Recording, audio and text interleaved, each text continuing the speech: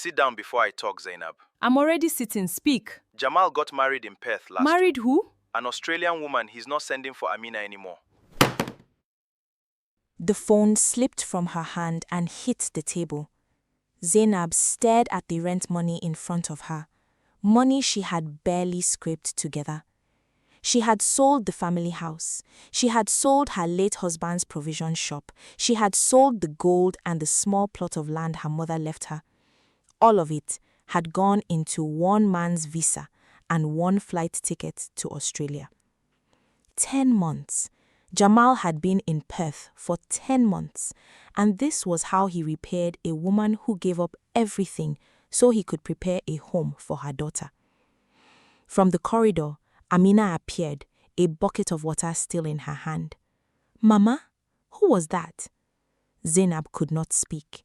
She only looked at her daughter, and something in that look made Amina set the bucket down slowly. "Mama, you're scaring me. What happened?" "Jamal is married," Zainab said quietly. "In Perth." The words hung in the small rented room like smoke that would not clear. Amina had been the one pushing hardest for the arrangement. She was the one telling her mother that Jamal was different, that this was their one chance at a better life abroad.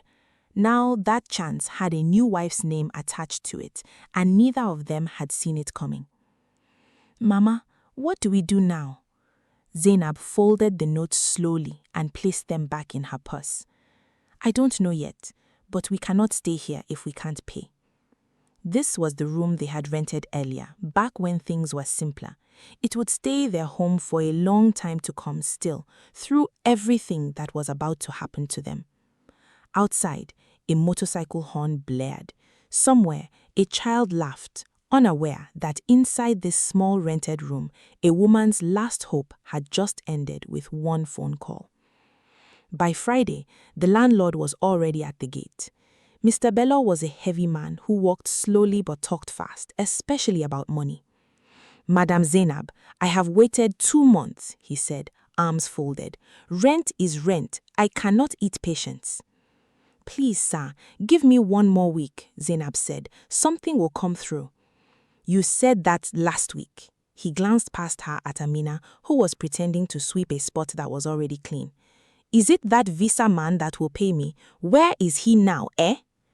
Zainab's jaw tightened, but she said nothing. Mr. Bello sighed, softer now. "I am not a wicked man, but if I don't collect from you, my own family will suffer, you understand?" "I understand," Zainab said. He left without another word. It would not be the last time he stood at that gate, demanding, teasing, and eventually caring. As long as Zainab and Amina lived in that compound, Mr. Bello would be right there at the entrance, watching their story unfold. That evening, Amina sat beside her mother on the low bench outside their door. "Mama, I called Yusuf again. He said Jamal is not answering anyone's calls." "Of course he isn't. A man who abandons one family does not owe explanations to another." "I'm sorry, Mama," Amina's voice cracked. "I kept telling you to trust him. I kept saying he was different." "You are hoping for a good life for us. That is not a crime, Amina. Trusting the wrong man is not the same as causing his wickedness." But even as she said it, something in Amina's eyes did not believe her. A neighbor, old Mama Ruth, called out from her window. "Zainab, I heard rent trouble, they worry you people. Come, I get small soup, make you people chop something." Zainab managed a tired smile. "Thank you, Mama Ruth. God will bless you." "God will bless me if you bring back my empty plate this time," the old woman said. Despite everything, Amina laughed. It was a small laugh, but it was real. For a moment, the weight in the compound lifted. That night, Zainab lay awake, staring at the ceiling, counting the days until the landlord returned. She had no shop anymore, no land, no gold, only a daughter who blamed herself and a debt that grew heavier by the hour. Somewhere across the ocean, Jamal was starting a new life.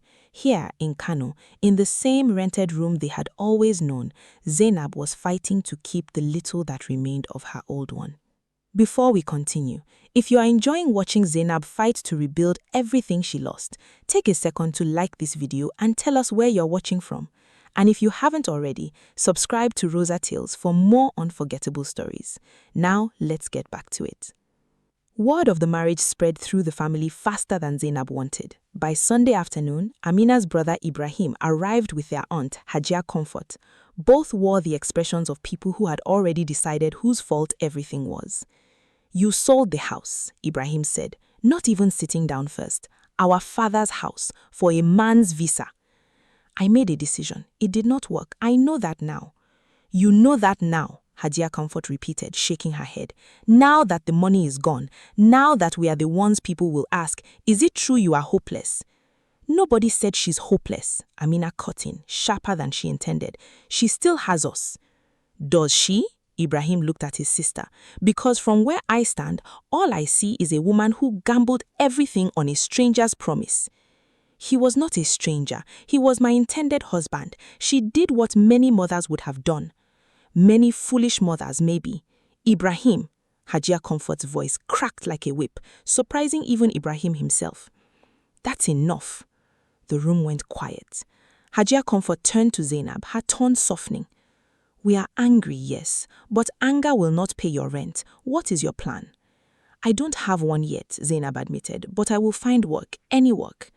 Ibrahim scoffed. "At your age?" "At her age," Amina said, standing now. "She raised 2 children alone after her father died. She built a shop from nothing. She can build again." Silence again, this time heavier with something like respect. Hajia Comfort reached into her bag and placed a small folded envelope on the table. "This is not charity," she said firmly. "This is family helping family. Take it. Pay what you can to the landlord and Ibrahim will contribute something too." Ibrahim opened his mouth to protest, caught his aunt's sharp glance and closed it again. "Fine," he muttered. "I will send something tomorrow."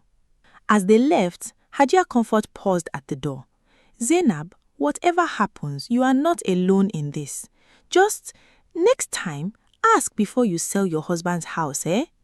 Despite everything, Zainab almost smiled. "There will be no next time, Hajia. I promise you that." 2 weeks later, Zainab stood outside a small office building, reading the sign for the 3rd time. Sisters Rising Microfinance Initiative. She had heard about it from Mama Ruth, who heard about it from her niece, who heard about it from someone at the market. It was apparently where women who had lost everything sometimes found a way back. Inside, a woman at the front desk looked up. "Can I help you?" "I'm here for work," Zainab said, suddenly unsure how to explain herself. "Any kind of work." Before the woman could answer, another voice cut in from behind. "We don't have a vacancy posted." Zainab turned to see a tall woman in a simple blue blouse, arms full of files, watching her with sharp, assessing eyes. "I was told this place helps women," Zainab said. "I need help finding my feet again." "What's your name?" "Zainab." "I'm Kate Okunkwo. I run this place." She set the files down. "Tell me, Zainab, what can you do?" "I ran a provision shop for 12 years. I know how to keep records, manage stock, handle customers, even difficult ones." Kate almost smiled at that last part. "And now?" "Now I have nothing. My husband's shop is sold, my savings are gone. I gave everything to a man who betrayed my family. I'm asking you for a chance, not pity." Something shifted in Kate's expression. Recognition, maybe, of a story she had heard too many times before. "Come back tomorrow morning," Kate said. 7 o'clock sharp. We'll see if you are serious." Walking home that evening, Zainab felt something she had not felt in weeks, a small, stubborn flicker of hope. She did not know yet that this small office and this sharp-eyed woman would change her life. The work was harder than Zainab expected. Filing forms, explaining loan terms to women who could barely read, calming clients who arrived angry because a payment had failed. By the end of her first week, her feet ached and her head throbbed, but something inside her felt steadier than it had in months. "You are a natural with the clients," Kate told her one afternoon, watching Zainab patiently explain a repayment schedule to a frustrated market woman. "Most new staff run from difficult customers. You lean in." "I used to run a shop," Zainab said. "Difficult customers taught me patience a long time ago." At home that evening, Amina noticed the change immediately. "Mama, you are smiling again." "Don't sound so surprised," Zainab said, though she was smiling. I'm not surprised, I'm happy. Pause. Can I ask you something? Do you regret it, everything with Jamal? I regret trusting blindly. I do not regret wanting a better life for you. There is a difference, Amina. Amina looked down. I still feel like it's my fault. I pushed so hard for that marriage. You are hopeful. Hope is not a crime. Jamal's choices are his own weight to carry, not yours. Outside, Mr. Bello's voice rang out from the compound gate. Zainab, I heard you got work, oh. See as your face don't shine small. Just remember, shining face still needs to pay rent, eh?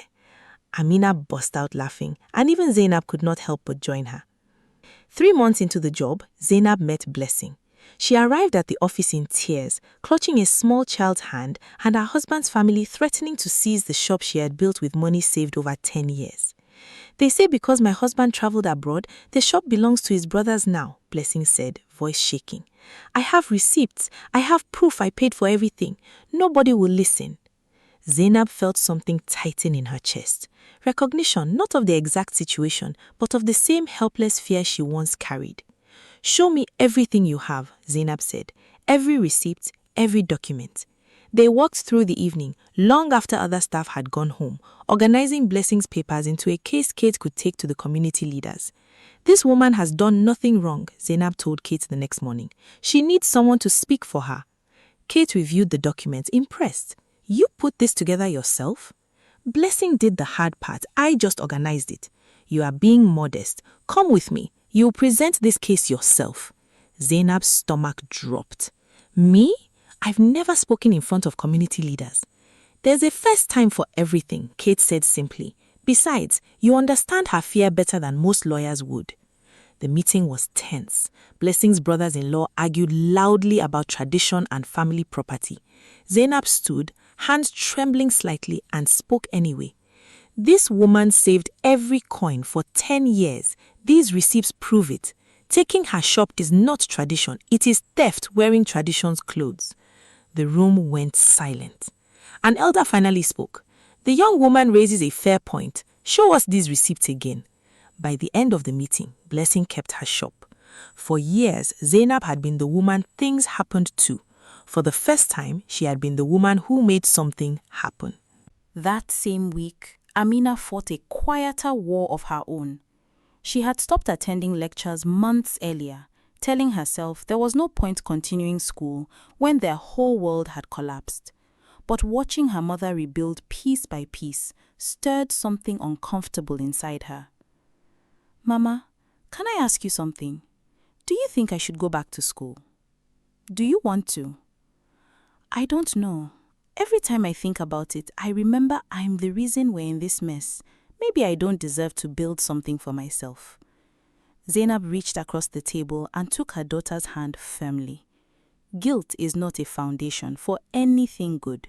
You cannot build a future by punishing yourself for a past mistake that was never entirely yours.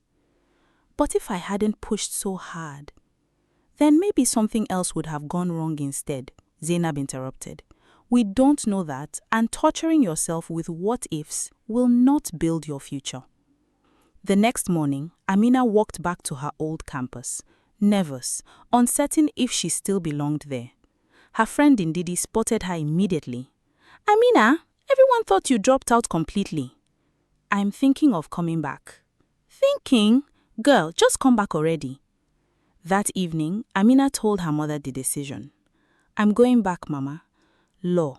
I want to study it properly this time. Zainab's eyes filled with quiet pride. Why law specifically?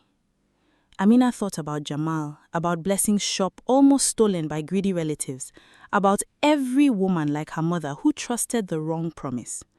Because someone needs to close the loopholes that let men like Jamal disappear so easily.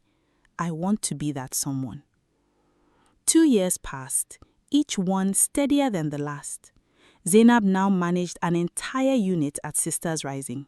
She trained new staff, reviewed dozens of loan applications weekly, and spoke confidently at community meetings without her hands trembling anymore. Amina, meanwhile, had returned fully to law school. Her name now appeared on the dean's list, her old confidence sharpened into something more focused. One afternoon, Kate called Zainab into her office, an unusual seriousness in her expression. "Sit down, Zainab. I want to talk to you about something important." "Is something wrong?" "Not wrong," Kate said. "The board wants to expand our reach into 3 new communities. I need someone to lead the expansion, someone who understands these women's struggles firsthand." "Who did you have in mind?" Kate looked at her directly. "You, Zainab." "Me? Kate, I started filing papers here 2 years ago. And now you're the person newer staff come to for guidance. You've earned it, whether you see it yet or not." Zainab sat quietly, overwhelmed. "I never imagined this. 2 years ago, I couldn't imagine surviving the month, let alone leading anything." "That's exactly why you're right for it," Kate said. "You know what these women are running from. Most program directors only know it from textbooks." That evening, Zainab shared the news with Amina over dinner, in the same small room they had lived in since before all of this began. "Mama, that's incredible. Program director." "I'm nervous. What if I fail these women?" "You won't," Amina said firmly. "You've spent 2 years proving exactly the opposite." Their neighbor, Mr. Bello, popped his head through the doorway, uninvited as usual. "I hear say congratulations they happen for this house today." "News travels fast," Zainab said, laughing. "Very fast," he agreed. "Almost as fast as rent used to disappear from your account, eh? But no vex, that's finished story now." Later that night, alone in her room, Zainab allowed herself a rare, quiet moment of pride. She had rebuilt something real from wreckage, not through revenge, not through bitterness, but through steady, patient work. Somewhere across the ocean, Jamal was living whatever life he had chosen. Here in Kano, in the same rented compound where it had all fallen apart, Zainab was finally living the one she had built for herself. 3 years after that phone call, Amina stood at the front of a university auditorium, delivering a valedictory speech to her graduating law class. "When I started this journey, I carried guilt like a stone in my chest.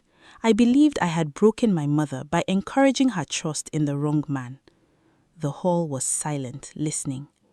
"My mother taught me something instead. Guilt built nothing. Purpose did. She turned her pain into a program that has helped over 60 women avoid the very trap that nearly destroyed us." In the third row, Zainab wiped her eyes, unable to hide her pride any longer. After the ceremony, Ndidi found Amina outside, grinning widely. "Miss Valedictorian, please remember us small people when you become a big lawyer." "You call yourself small? You argued with 3 lecturers this semester alone." "That's called healthy debate," Ndidi said, feigning offense, and they both laughed. Later, over a modest celebration dinner, Amina turned serious again. "Mama, I've decided what area of law I want to practice.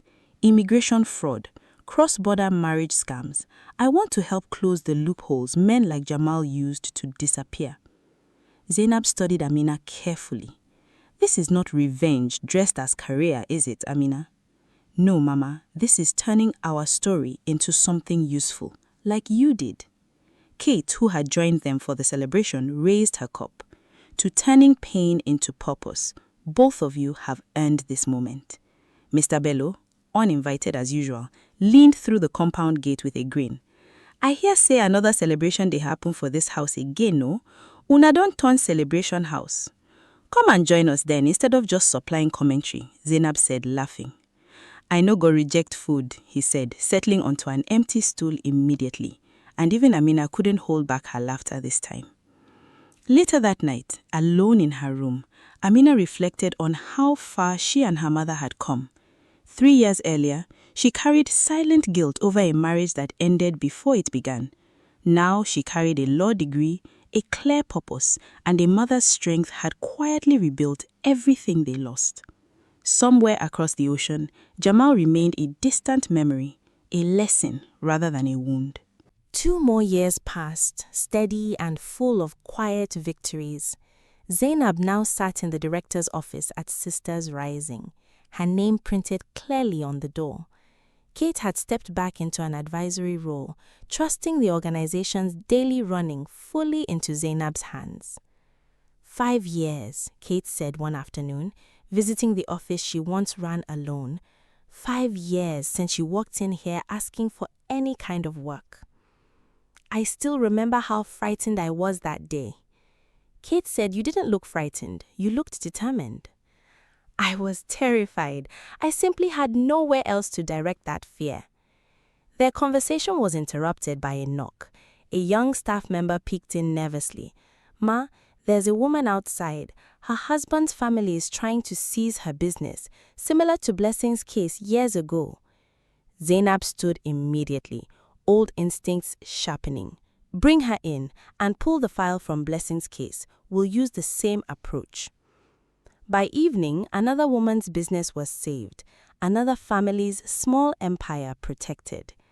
At home, in the same compound Mr. Bello still watched over, Zainab reviewed the day quietly with Amina, who was now preparing case files for her new position at a legal aid firm. "We're building a case against 3 agents who've been running fake visa schemes similar to Jamal's," Amina said. Zainab paused. "Does his name still sting when you say it?" "Less than before. It feels more like a case study now than a wound." That night, reviewing 5 years of growth, Zainab allowed herself a moment of stillness. She did not yet know that soon her past would return, not for revenge, but for one final, unexpected reckoning. The letter arrived on an ordinary Tuesday morning, plain and unremarkable, except for the sender's name, Ladi, Jamal's mother. Zainab stared at the envelope for a long moment before opening it, old memories rising uninvited. "Dear Zainab, I know I have no right to reach you after everything, but I write to you as a mother, not as Jamal's family. My son is sick, very sick. Cancer, the doctors say, and it is advanced. His wife left him months ago before the diagnosis even came. He is alone in Perth, and he has asked to speak to you and Amina before it is too late. I understand if you refuse. I only ask that you consider it." That evening, she showed the letter to Amina, watching her daughter's face carefully as she read. "He's dying," Amina said quietly, setting the letter down. "And now he wants to talk. How do you feel about that?" Angry still, somewhere underneath everything, but also curious, and maybe a little sad even after everything he did. "That's allowed," Zainab said. "Complicated feelings don't cancel each other out." "What do you want to do, Mama?" "I don't need anything from him anymore," Zainab said slowly. "Not money, not apology, not explanation. But perhaps he needs something from us." "Closure?" "Perhaps. Or perhaps simply the chance to say what he never said before disappearing." That night, Mr. Bello's voice, usually cheerful, carried unusual gentleness through the compound. "Zainab, I hear waiting dey happen. Whatever you decide, just make sure say you dey do am for yourself, not for him." For once, his timing carried no humor at all, only quiet wisdom. The family gathered that weekend, the same relatives who once argued fiercely over Zainab's ruined finances. "Absolutely not," Ibrahim said immediately. "Why would you go anywhere near that man after what he did?" "We've not decided yet," Amina replied evenly. "We're discussing it." "There's nothing to discuss," Ibrahim insisted. "He destroyed this family's finances and disappeared. Now that he's dying, suddenly he deserves a visit?" Hajia Comfort, quieter this time, studied Zainab carefully. "What does your heart tell you, Zainab?" "My heart says I've already survived the worst he could do to me. Going there now costs me nothing that matters." "It costs money," Ibrahim pointed out. "Flights to Australia aren't cheap." "I'll cover our flights," Amina said firmly. "This isn't a family expense. It's something Mama and I need to do for ourselves." Ibrahim looked between them, frustrated but softening slightly. "And if he tries manipulating you again, sick or not, some men never stop performing." "Then we'll see through it," Amina said. "I'm not the same girl who once believed every word he said." Later that night, Amina worked quietly at the table, organizing documents into a folder.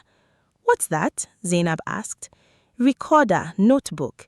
If he's willing to confess what really happened, why he disappeared, why he lied about sending for me, I want it documented properly. Cases like his happen constantly. A documented confession could help strengthen future prosecutions against agents running similar visa schemes." 2 weeks later, their flights were booked, documents prepared, hearts uncertain but resolved. Mr. Bello appeared at the gate as they loaded their bags into the taxi. "Australia, eh? Big life for una too now," he said, grinning despite the seriousness of their journey's purpose. "Just remember, no go marry another visa man for that side, oh?" The hospital room in Perth was smaller than Zainab expected, quiet except for the steady beep of machines monitoring Jamal's weakening body. He looked nothing like the confident man who once sat across from her, discussing visa applications and future plans. His face was thin, his eyes sunken, his voice barely above a whisper when he finally spoke. "Mama Amina," he said, surprise and shame mixing in his tone. "You came." "Amina insisted we come properly prepared," Zainab said, gesturing to her daughter who stood slightly behind her, expression carefully controlled. Jamal's eyes moved to Amina, guilt visible even through his physical weakness. "I owe you an apology I don't know how to give properly." "Then start simply," Amina said, steady despite the tension in the room. "Tell us why. Not excuses, the truth." Jamal was quiet for a long moment, gathering strength for words he had avoided for 5 years. "I was frightened. The pressure was enormous, sending for a wife, providing immediately, proving myself worthy of everything your mother sacrificed. When I met Amelia, she offered stability without the pressure and expectation. I chose the easier path. I convinced myself I would explain everything eventually." "Eventually" became 5 years of silence, Zainab said quietly. "I know. I told myself lies to survive my own cowardice." Amina's hands trembled slightly as she pressed record on her phone, positioned discreetly on the bedside table. "Continue," she said softly. "Tell us everything you never explained." Jamal spoke slowly, painfully, revealing details about the visa agent who promised faster approval for additional payment. Money quietly taken from what should have gone toward Amina's future travel arrangements. "There was no honest plan from the beginning. I always intended keeping most of what your mother sacrificed for myself, using only enough to secure my own stability." "You planned this from the start," Zainab said slowly, processing the weight of his confession. "Yes. Looking back now, it was simply cruelty dressed as necessity." Amina stepped closer, her legal training sharpening her questions. "The agent's name, do you remember it?" "Suleiman," Zainab said. "He still operates, I believe, running similar schemes for other desperate families." Amina wrote the name down carefully, another piece toward dismantling a system that had nearly destroyed her family. "Why involve Amelia?" Zainab asked. "Did she know about us?" "Not initially. By the time she discovered the truth, we were already married. She left the moment she learned everything, including my diagnosis. I don't blame her."